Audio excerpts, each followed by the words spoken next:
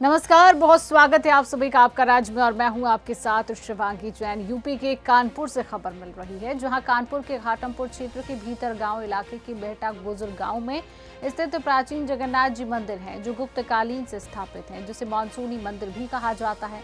वहीं आषाढ़ मास शुक्ल पक्ष द्वितीया को निकलने वाली रथ यात्रा पर हजारों भक्त उपस्थित होते हैं और इस रथ यात्रा में घाटमपुर, कानपुर सहित कई जनपदों के भक्त शामिल होते हैं और साथ ही सुबह से यात्रा शाम तक चलती है, जिसके चलते ग्रामीणों में उत्साह रहता है। मंदिर को झालरों और गुब्बारों से बहुत ही सुंदर तरीके से सजाया जाता है और तरह तरह की लीलाओं के साथ कृष्ण, बलदाऊ और सुभद्रा जी को सुंदर रथ में बैठाकर यात्रा प्रारंभ होती है और गांव में भ्रमण करते हुए मंदिर में शयन कराया जाता है। जानकारी के अनुसार ये मंदिर गुप्तकालीन समय में मंदिर का निर्माण हुआ था और इसमें भगवान जगन्नाथ जी की अद्भुत मूर्ति है और साथ ही मूर्ति के अगल बगल 24 अवतार दिखाए गए हैं और बड़ी ही श्रद्धा के साथ भक्त यात्रा में शामिल होते हैं। आपको बता दें कि इस भव्य यात्रा में अश्व नृत्य के साथ साथ अद्भुत आध्यात्मिक झांकियां निकलती हैं, जिसे देखने के लिए दूर दूर से लोग आते हैं। कानपुर में कल भव्य यात्रा निकलेगी। जगन्नाथ की रथ यात्रा है और ये जो छोटी वाली मूर्ति देख रहे हैं, मूर्तियों की स्थापना दो प्रकार की होती है, चल एक अचल। तो ये बड़ी वाली अचल पे, छोटी वाली चल पे। तो जो रथ यात्रा होती है, ये मूर्ति पूरे गांव में भ्रमण कराई जाती है जी। आज जो है, आज ये मंदिर जो है विश्व प्रसिद्ध मंदिर है और मानसून मंदिर के नाम से विख्यात है, क्योंकि मानसून पत्थर आपको विश्व के किसी मंदिर में नहीं मिलेगा। और इसकी जो रथ यात्रा की तैयारियां बड़े जोरों शोरों से चलने, पूरा गांव शामिल होता है, क्षेत्र शामिल होता है। लोगों की श्रद्धा उमड़ रथ यात्रा में आने वाले जो भक्तों का स्वागत करते हैं। और ये कितने पूरे गांव में जाती है कि और कहीं गांव में ही भ्रमण करती है और भ्रमण के वक्त जो है गांव के लोग जो भी आ रहा है, कै बजे निकलेगी रथ यात्रा? ये रथ यात्रा बहुत युगों पुरानी है। इसको पहले हम लोग जब इतना विकास नहीं था, बहुत गाँव में कीचड़ होता था, तो हम एक गाड़ी में बैठाल के निकालते थे। आज उसका विस्तार हो गया, रथ बन गया। लगभग कितने बजे निकलेंगी? 2 बजे के लमसम जो है। और समापन कै बजे होता है? समापन तो वही 7-8 बजे के। वर्षों से निकलती है ये भाई साहब बहुत पुराना है हिसाब किताब। अच्छा ये पूर्वजों से लेकर के पीढ़ी दर पीढ़ी बराबर। अच्छा, कै बजे निकलेगी सुबह? ये सुबह बस दोपहर में निकलेगी 2 बजे। अच्छा, 2 बजे निकलेगी। समापन कै बजे होगा? ये लास्ट में होगा, रात में। बेटा क्या है कल की तैयारी? बाबा जगन्नाथ जी के दरबार से भव्य रथ यात्रा का आयोजन प्रतिवर्ष की बात इस वर्ष भी होने जा रहा है और आप सभी भक्तजन साउंड सर्विस आपकी? साउंड सर्विस आपकी? हाँ, टेंट लाइट साउंड हमारा प्रतिवर्ष लगता है और ये 35 वर्षों से निरंतर लगता है। पूरे गांव में घूमती है रथ यात्रा, पूरे गांव में भ्रमण करते हुए पुनः बाबा अपने स्थान में विराजमान होते हैं। यूपी के फरक्काबाद में आपदा प्रबंधन के उपाध्यक्ष लेफ्टिनेंट जनरल योगेंद्र डिमरी बाढ़ से पहले की तैयारियों का जायजा लेने पहुंचे, जहां उन्होंने कलेक्ट्रेट सभागार में डीएम और एसपी के साथ समीक्षा की और अमृतपुर तहसील के बाढ़ संभावित गांव का दौरा कर राहत संसाधनों की जानकारी ली। साथ ही बताया कि फरक्काबाद से पूरे प्रदेश के 44 जिलों और 118 तहसीलों की वीडियो कॉन्फ्रेंसिंग से समीक्षा की जा रही है। जिलाधिकारी आशुतोष द्विवेदी और पुलिस अधीक्षक आरती सिंह ने बताया कि प्रशासन और पुलिस दोनों ही पूरी तरह से तैयार है। राहत शिविरों में बिजली, पानी और शौचालय जैसी मूलभूत सुविधाओं की व्यवस्था का भी जायजा लिया गया है और बाढ़ से निपटने को लेकर सभी संबंधित विभागों और कंपनियों को निर्देश जारी कर दिए गए हैं। और इस समय पर आपको बता दूं, हम स्क्रीन के ऊपर 44 जनपद जो हमारे अति संवेदनशील है या संवेदनशील है, सब जुड़े हुए हैं। 118 तहसील जहाँ हर साल पिछले 15 साल से हम देखते आ रहे हैं, हर साल वहाँ पानी आता, वो जुड़ी हुई और हर एक के अंदर उनके जो इंसिडेंट कमांडर होते हैं, एसडीएम हो गए, सर्कल ऑफिसर हो गए, तमाम देखभाल कानून वो जितने हैं सबके सब वहाँ पर फील्ड में मौजूद और सभी को अलग अलग स्थितियाँ दी गई। कहीं पर जैसा आपने बताया कि बाढ़ का पानी इतना आ गया कि लोग नहीं जा पा रहे, उस स्थिति पर भी लोग काबू कैसे पा रहे हैं दिन में। कहीं पर कोई बिल्डिंग गिर जाती है, इमारत गिर जाती है, उनसे लोगों का बचाव कार्य कैसे किया जा रहा है वो देखा जा रहा है। हर एक जगह पर एनडीआरएफ, एसडीआरएफ, पीएसी, फ्लड, आपदा मित्र सभी लोग मौजूद हैं, वो अपना अपना काम करने के लिए तैयार है। ठीक बात। इसके अलावा और भी बहुत तहसीलों में सिनेरियो किए जा रहे हैं। उनके शरणालय कैसे होते हैं, मतलब दिखाइए भाई आप अपना शरणालय कैसे ठीक से बसाते हैं, कैसे स्थापित करते हैं, कैसे व्यवस्थित रहता है, इसके अंदर पानी, बिजली, टॉयलेट, खाना पीना, बच्चों के लिए अलग, महिलाओं के लिए अलग, किस तरह का सब देखेंगे। ठीक, तो आज इस तरह से यूपी के सीतापुर में सरायन नदी को जीवन दान देने के लिए संचय अभियान के तहत सफाई और पौधारोपण कार्यक्रम चलाया गया है। इस अभियान में स्थानीय प्रशासन का भी सहयोग मिला और अपर जिलाधिकारी न्यायिक ने खुद पहुंचकर प्राणवायु पौधे लगाए और बाबा गोपाल दास आश्रम घाट का निरीक्षण किया। तो वहीं राष्ट्रीय स्वयंसेवक संघ के विभाग प्रचारक अभिषेक और पूर्व जिलाध्यक्ष सचिन मेहरोत्रा भी कार्यक्रम में शामिल हुए। बता दें कि दुर्गापुरवा स्थित घाट पर सफाई के बाद गरई मछलियां नदी में छोड़ी गईं, जो जल शुद्धि में सहायक होती हैं। स्थानीय लोगों ने, नगरपालिका और मीडिया टीमों ने मिलकर नदी व पर्यावरण संरक्षण का संदेश दिया। गौरतलब है कि यह अभियान न सिर्फ नदी की सफाई बल्कि जन जागरूकता का प्रतीक बनकर सामने आया है। यूपी के मिर्जापुर में 27 जून को भगवान जगन्नाथ, बलभद्र और देवी सुभद्रा की भव्य रथ यात्रा महोत्सव धूमधाम से मनाया जाएगा। वहीं 3 भव्य रथों की पारंपरिक सजावट पूरी हो चुकी है। यात्रा का शुभारंभ त्रिमोहानी चौराहे पर सायं 4 बजे भव्य आरती के साथ होगा। रथ यात्रा प्रभारी ब्रजेश गुप्ता ने बताया कि यह पर्व केवल धार्मिक अनुष्ठान नहीं बल्कि एकता और सेवा का संदेश भी देता है। वहीं संयोजक राहुल जैन का कहना है कि सुबह 6 बजे ठाकुर राम मंदिर गजिया टोल से यात्रा शुरू होकर दिन भर त्रिमोहानी चौराहे पर विश्राम करेगी, फिर शाम को नगर भ्रमण के लिए प्रस्थान करेगी। भगवान श्री जगन्नाथ जी की यात्रा 27 तारीख को निकाली जाएगी शाम 4 बजे। वो अपने ठाकुर राम कुमार मंदिर ट्रस्ट है, मंदिर प्रांगण से सुबह 7 बजे उठकर त्रिमानी चौराहे पर लाए जाएंगे, जहां उनकी यात्रा शाम 4 बजे निकाली जाएगी। वहां से उठकर नवालक का तबेला, बसनई बाजार, घंटाघर, ये आपका वाछलीगंज, गिरजा का चौराहा, पेटी का चौराहा, गुरट्टी, पांदरीवा, टेढ़ी नीम होते हुए नारघाट मंदिर पर आके समापन होगा, जहां भगवान की तीनों रथ, डीजे, ढोल ताशा, डमरू, ऐसे तमाम सांस्कृतिक कार्यक्रम उसमें रहेंगे। महिलाओं की बड़ी संख्या रहेगी और सबसे बड़ी बात तो ये है कि प्रशासन 2 दिन से लगातार इस कार्यक्रम को वॉच कर रही है, चाहे वो कप्तान साहब हो, डीएम साहब हो, एडीएम साहब हो, सिटी मजिस्ट्रेट साहब हो, और परमानेंट ये लोग जो है 3-4 दिन से लगातार सारे विभाग को लेकर, सड़क से लेकर बिजली, पानी, सारी व्यवस्था देख रहे हैं। धन्यवाद। इस बार विशेष क्या रहेगा? विशेष सांस्कृतिक कार्यक्रम है और सांस्कृतिक तरीके से ही की जाएगी। क्या अपील करना चाहेंगे लोगों से? जनता से अपील करेंगे कि इस पुण्य कार्य में आप बढ़ चढ़ के हिस्सा लें, रथ खींचे, पुण्य के भागी बने। खबर उत्तर प्रदेश के रुपईडीहा से है, जहां रात करीब 2 बजे बच्ची से दुष्कर्म करने वाले आरोपी से पुलिस से मुठभेड़ हो गई। वहीं आरोपी नेपाल भागने की फिराक में था, तो पुलिस को देखकर फायरिंग कर दी और जवाबी कार्रवाई में पुलिस ने भी फायरिंग की, जिससे आरोपी के पैर में गोली लग गई और मौके से गिरफ्तार कर उसे प्राथमिक उपचार के लिए अस्पताल भेज दिया गया। फिलहाल पूरे मामले में पुलिस की कार्रवाई जारी है। आज थाना रुपईडीहा में एक सूचना बढ़ैया अड़गुड़वा नामक गांव से प्राप्त हुई कि वहां की एक 13 वर्षीय बच्ची के साथ उसके पड़ोसी, उसी के बिरादरी के युवक अजमेर पुत्र गुलाम वारिस उम्र 22 वर्ष के द्वारा रेप की घटना कारित की गई है। उक्त सूचना के आधार पर पुलिस टीम मौके पर पहुंची और मौका मुआयना करने के बाद में पीड़िता के पिता की तरफ से प्राप्त तहरीर के आधार पर समुचित धाराओं में अभियोग पंजीकृत किया गया और अभियुक्त की तलाश प्रारंभ की गई। तलाश में क्राइम ब्रांच की स्वाट टीम और थाना रुपईडीहा की टीम संयुक्त रूप से प्रयास कर रही थी। इसी क्रम में थोड़ी देर पहले मुखबिर के द्वारा ये सूचना प्राप्त हुई कि अभियुक्त अजमेर नेपाल जाने की फिराक में है और बॉर्डर से नेपाल निकलने वाला है। उक्त सूचना के आधार पर ये पचपकड़ी, जो कि यहीं भारत नेपाल सीमा पर स्थित है, वहाँ से वो निकलने का प्रयास कर रहा था। पुलिस की टीम ने घेराबंदी की और उसे रोकने का प्रयास किया तो उसने पुलिस टीम पर फायर कर दिया। पुलिस टीम द्वारा आत्मरक्षा में की गई जवाबी कार्रवाई में फायरिंग की गई, जिसमें अभियुक्त अजमेर के दाहिने पैर में गोली लगी है और उसके पास से एक अदद देसी तमंचा भी बरामद हुआ है और उसका मोबाइल बरामद हुआ है। अभी हम लोगों ने उसको हॉस्पिटल भेजा हुआ इलाज के लिए। अब इसमें आगे की कार्रवाई हम लोग कर रहे हैं। खबर उत्तर प्रदेश के मथुरा से है, जहां थाना हाईवे क्षेत्र से मथुरा आगरा एएनटीएस टीम ने 275 किलो गांजा जब्त कर बड़ी सफलता हासिल की है। टीम को कई दिनों से सूचना थी कि उड़ीसा से कंटेनर में गांजा आता है, जिससे अलग अलग हिस्सों में सप्लाई किया जाता है। तो वहीं स्थानीय पुलिस के सहयोग से बजाना पुल के पास जाल बिछाकर 1.5 करोड़ रुपए कीमत के इस गांजे को बरामद किया गया। गांजे के साथ ही आगे की कानूनी कार्रवाई भी शुरू कर दी गई है। आज हमारी आगरा एएनटीएफ की जो टीम थी वो इस सूचना को काफी दिन से डेवलप कर रही थी। इसके पीछे काफी दिन से लगे हुए थे लोग। तो फिर आज सूचना मिली कि एक कंटेनर में, बड़े ट्रक में, उसको पार्टीशन बना रखा है, उसमें गांजा लेकर उड़ीसा से जाएंगे और यहाँ से निकलेंगे। तो इसके घटना के ऊपर ये लोग लगे हुए थे।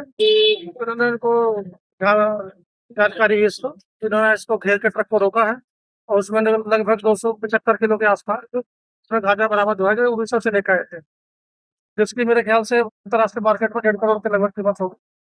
तो जो पूरा गैंग है जिसके जानकारी की जा रही है, इसके बैकवर्ड और फॉरवर्ड लिंकेज जो लोग ढूंढ रहे हैं और पूरे गैंग को बंद किया। खबर यूपी के मिर्जापुर नगर से है, जहां 2 वर्ष से ससुराल में रह रहे दामाद की धमकी से परेशान होकर ससुर और साली ने एसपी से न्याय की गुहार लगाई। मामले को लेकर ससुर ने बताया कि मेरा घर दान में लिखने के लिए दामाद ने मेरे मुंह में तमंचा लगा दिया है, जबकि साली ने रेप की धमकी देने की शिकायत करते हुए जानमाल की रक्षा की गुहार लगाई।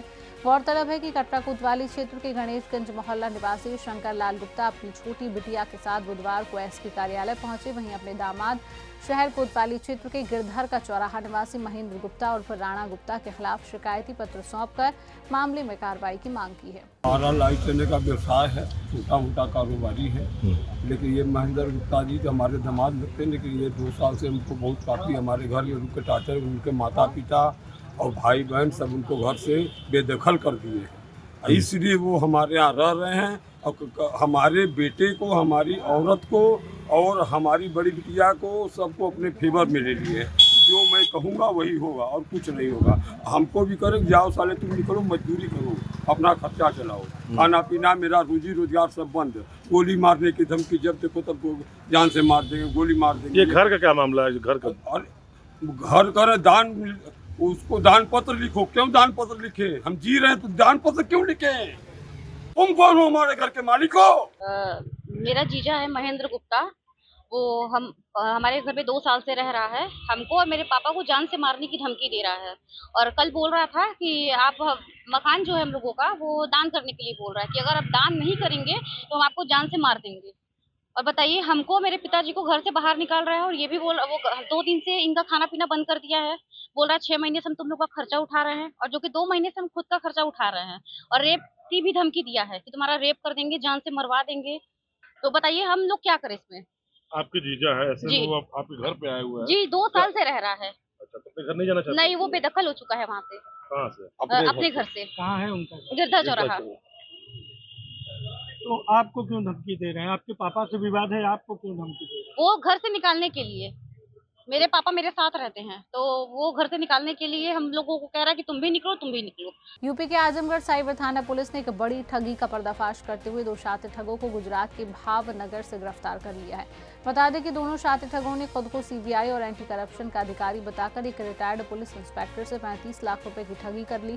वहीं शिकायत के बाद प्रभारी निरीक्षक विभा पांडे की टीम ने तकनीकी सहायता से दोनों आरोपियों को गिरफ्तार कर लिया। गौरतलब है कि दोनों आरोपियों ने पूछताछ में साइबर गिरोह से जुड़े होने और ठगी करना स्वीकार किया है। फिलहाल मामले को लेकर मुकदमा आईटी एक्ट और भारतीय दंड संहिता की गंभीर धाराओं में दर्ज कर लिया गया है और पूरे मामले में आगे की कार्रवाई जारी है। आज आजमगढ़ पुलिस की साइबर थाना टीम द्वारा एक बड़ी सफलता प्राप्त की गई है।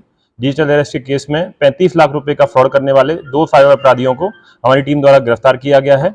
इसमें घटना इस प्रकार हुई थी कि जनवरी के माह में एक पुलिस इंस्पेक्टर रिटायर हुए थे, जिनके पास एक कॉल आती है। वो अपने आप को सीबीआई अधिकारी बताते हैं और इनको डिजिटल अरेस्ट करके 35 लाख रुपए इनसे 3 बार में हड़प लेते हैं। इस 1 महीने के बाद इनके द्वारा तहरीर दी जाती है थाने पर मुकदमा दर्ज हुआ। उसमें इंस्पेक्टर विभा पांडे ने विवेचना की।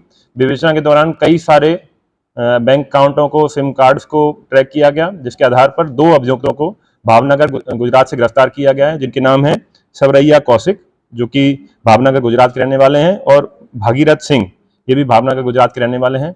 इसमें और भी आगे जांच की जा रही है। जो मास्टरमाइंड हैं इसके, उनकी भी जांच की जा रही है। पैसों को भी रिकवरी कराने की प्रयास किया जा रहा है। अब तक लगभग 1.5 लाख रुपए के अकाउंट पे पैसे पे होल्ड किया गया है। शेष पैसे की रिकवरी का प्रयास भी किया जा रहा है। कई सारे बैंक अकाउंट जिनके माध्यम से आगे पैसा ट्रांसफर किया गया है, उसकी भी लेयरिंग बाय लेयरिंग एनालिसिस की जा रही है।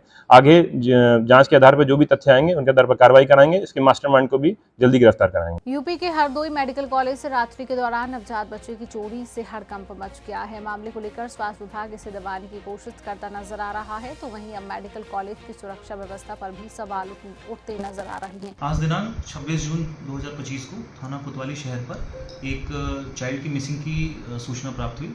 इस सूचना पर स्थानीय पुलिस द्वारा तत्काल मौके पर पहुंचाया गया, जांच की गई तो ये तथ्य आया कि जिला अस्पताल में, महिला अस्पताल वार्ड में एक व्यक्ति जिनका नाम शिवाकांत दीक्षित है, जो रहने वाले ग्राम बिलहरी, थाना हरियाणा के हैं। दिनांक 19 जून को इनकी पत्नी को एक लड़का पैदा हुआ और परिजनों का आरोप है कि आज सुबह लगभग 3 से 4 के बीच में एक अज्ञात महिला द्वारा इनके नवजात बच्चे को लेकर कहीं चली गई है। पुलिस द्वारा इस सूचना पर CCTV फुटेज देखे जा रहे हैं, कई टीमों को लगाया गया है, आसपास पूछताछ की जा रही है, जल्दी इसका खुलासा किया जाएगा। यूपी के रायबरेली में पिछले 5 सालों से बिजली चोरी हो रही है, लेकिन बिजली विभाग को इसकी भनक तक नहीं लगी। गौरतलब है कि सदर कोतवाली क्षेत्र के पुलिस लाइन चौराहे से एक वीडियो वायरल हुआ है, जिसमें मोहम्मद यमन और मोहम्मद नूर हसन नाम के 2 व्यक्तियों पर बिजली विभाग को चूना लगाने का आरोप है और यह मामला विभाग की कार्यप्रणाली पर गंभीर सवाल खड़े करता है। बिहार के समस्तीपुर में 28 जून 2025 को नगर निगम पार्षद उपचुनाव होने जा रहा है। वार्ड 15 और 29 में अनुसूचित जाति व अनुसूचित जाति महिला के लिए सीट आरक्षित है, तो वहीं वार्ड 15 में अब करोड़ों के विकास कार्य प्रस्तावित हैं, जबकि वार्ड 29 में अभी भी पेयजल, सड़क और शौचालय जैसे बुनियादी सुविधाओं का अभाव है और इसको लेकर अब महापौर अनीता राम ने विकास की धीमी गति पर चिंता जताई है। से 4-5 रोड बना होगा तो 50-60 लाख का डेवलपिंग हुआ होगा, जबकि यहाँ पे 5 करोड़ 2 करोड़ यहाँ 5 करोड़ तो खत्म हो जाएगा और पता भी नहीं चलेगा। यहाँ टोटल रूरल एरिया है 100%। तो उस पर तो आज तक डेवलप हुआ नहीं, फिर भी हमारे पिताजी जीतने के बाद उनके बढ़ चढ़ के एकदम पूरे से लग के पूरे वार्ड में और हमेशा सुख दुख में साथ रह के जो भी काम बचा हुआ था उनका वो करते हुए रह गए। खबर राजस्थान के चित्तौड़गढ़ से है। बता दें कि राजस्थान के गृह राज्य मंत्री जवाहर सिंह बेडम ने कहा कि उनके शासन में अपराधों में भारी कमी आई है। वहीं उन्होंने राष्ट्रीय अपराध रिकॉर्ड ब्यूरो के आंकड़ों का हवाला देते हुए बताया कि पिछले 1.5 साल में राज्य में अपराध घटे हैं। बेडम ने विपक्ष के नेता टीकाराम जूली पर निशाना साधा और गहलोत सरकार के दौरान महिलाओं के खिलाफ अपराधों को लेकर सवाल उठाए। इस कार्यक्रम में उन्होंने लोकतंत्र सेनानियों का सम्मान किया और सिद्धांतों से समझौता न करने का संदेश दिया। साथ ही पार्टी कार्यकर्ताओं से आगामी चुनावों को चुनौती के रूप में लेने और पार्टी की विचारधारा को आगे बढ़ाने का आह्वान किया है। वो साजिश चल रही हटाने की, वो बिल्कुल नहीं चल रही। हमारी भारतीय जनता पार्टी एक मुखी होकर के भजन लाल शर्मा जी के नेतृत्व में राजस्थान की जनता के प्रति जवाबदेह होकर रात दिन काम कर रही है। जूली साहब का मैंने एक ट्वीट पढ़ा, क्योंकि आजकल जनता में ये लोग अप्रासंगिक हो गए हैं। जनता इनकी बात सुनने को तैयार नहीं है। आपने इनकी संविधान बचाओ रैलियां देखी होंगी बाड़मेर की, एक कमरे में 150 लोग बैठे थे, राष्ट्रीय स्तर के नेता, इनके प्रभारी सब लोग बैठे थे। अप्रासंगिक हो गए, तो ये ट्वीट का खेल खेल रहे हैं आजकल। टीकाराम जूली जी, आपने कहा कि मैं बहस के लिए तैयार हूं। आपके राज्य में जंगल राज स्थापित था। आपकी स्वयं की विधानसभा के बिल्कुल बगल में थाना गाजी में एक दलित महिला के साथ सामूहिक बलात्कार किया। आपने इस्तीफा दे देना चाहिए था उस समय।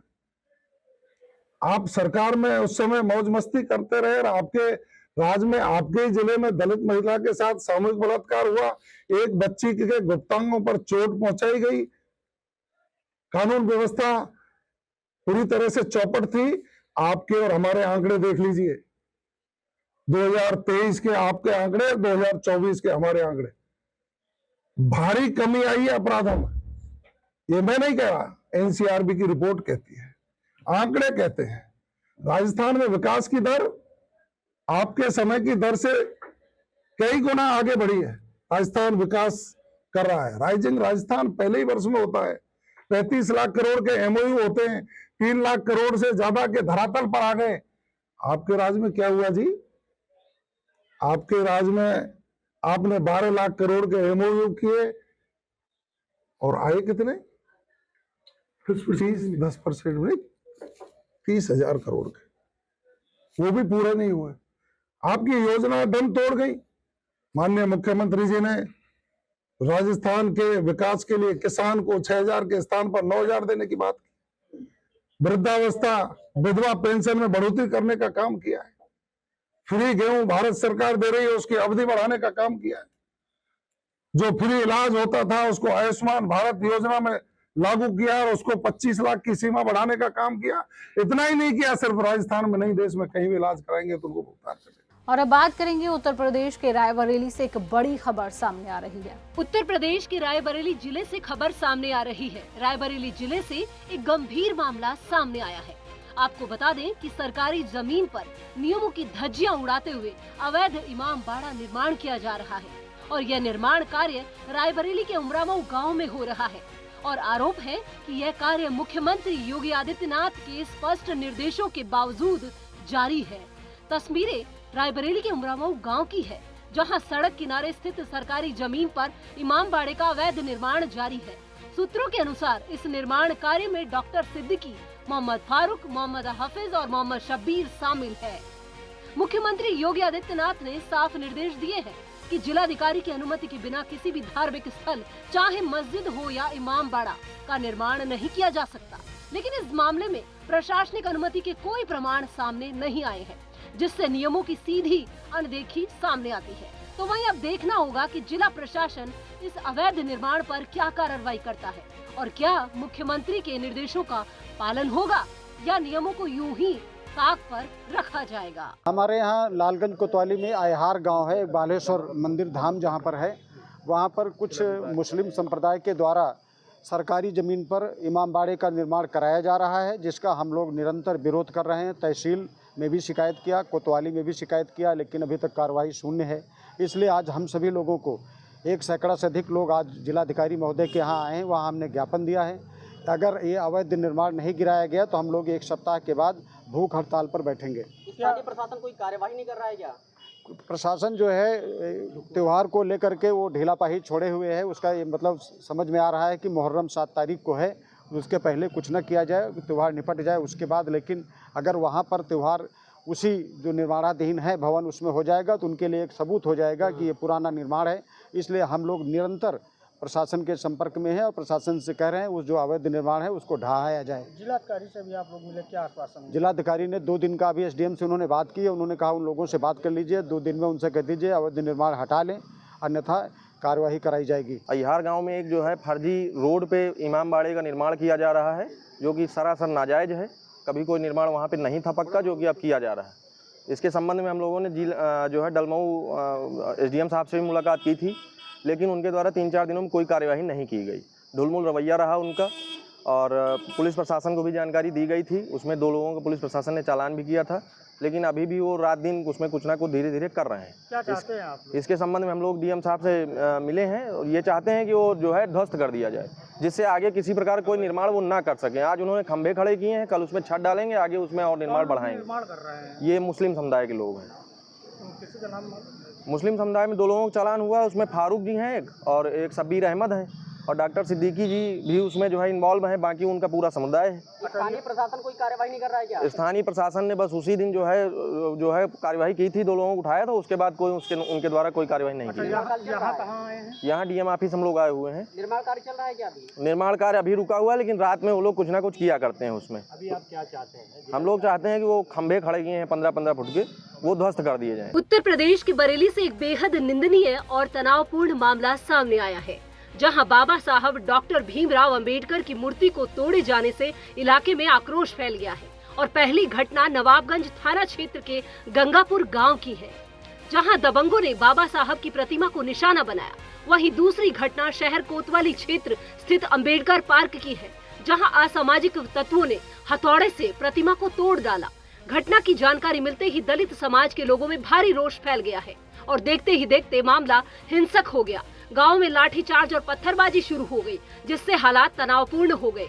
मामले का सीसीटीवी फुटेज सामने आया है और पुलिस ने तत्काल कार्रवाई करते हुए 5 आरोपियों को गिरफ्तार कर लिया है। वहीं अंबेडकर जन्मोत्सव समिति के पदाधिकारियों और कार्यकर्ताओं ने भी इस घटना को लेकर गहरा आक्रोश इनमें देखा जा रहा है।